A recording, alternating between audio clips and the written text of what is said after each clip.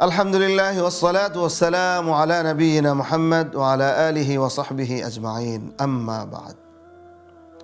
সুবহানাল্লাহ ওয়ালহামদুলিল্লাহ আল্লাহু আকবার, এই জিকির কেই বা না জানে? সবাই জানি। তাসবিহ, তাহলিল, তাকবীর আমরা সবাই জানি, তাহমিদ সবাই জানি। তো নাসাই শরীফে এবং তিরমিজি শরীফে একটা হাদিস এসেছে, ওয়া সাহাহাহু শাইখুল আলবানী ফি সহিহ তারগিব ওয়াত তারহিব। হাদিসটি সহিহ। এই হাদিসে নবী আলাইহিস সালাম যে ফজিলত বলেছেন, অবাক করা ফজিলত, কয়েক মিনিটের আমল কিন্তু ফজিলত অনেক বেশি।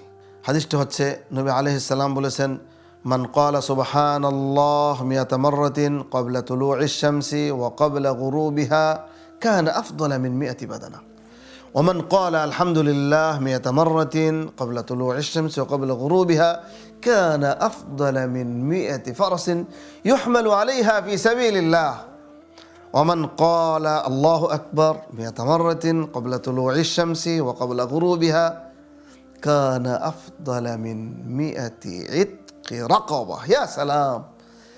নবী আলাইহিস সালাম বলেছেন, 100 বার কেউ যদি সূর্য ওঠার আগে এবং সূর্য ডুবার আগে সুবহানাল্লাহ বলে, 100 উট আল্লাহর রাস্তায় দান করে দেওয়ার থেকে উত্তম।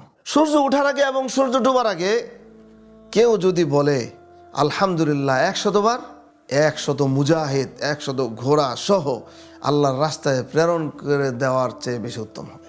এবং কেউ যদি সকালে সন্ধ্যায় অর্থাৎ সূর্য ওঠার আগে এবং সূর্য ডুবার আগে 100 বার আল্লাহু আকবার বলে, তাহলে 100 গোলাম আজাদ করে দিলে যে সওয়াব হবে, এর চেয়ে বেশি উত্তম হবে যে ব্যক্তি বলবে সকালে এবং সন্ধ্যায় আল্লাহু আকবার 100 বার।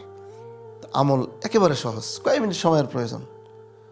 ফজরের নামাজের পর সূর্য ওঠার আগে একটু পড়ে নিলাম সুবহানাল্লাহ আলহামদুলিল্লাহ আল্লাহু আকবার 100 বার করে, একসাথে এভাবে পড়তে পারি।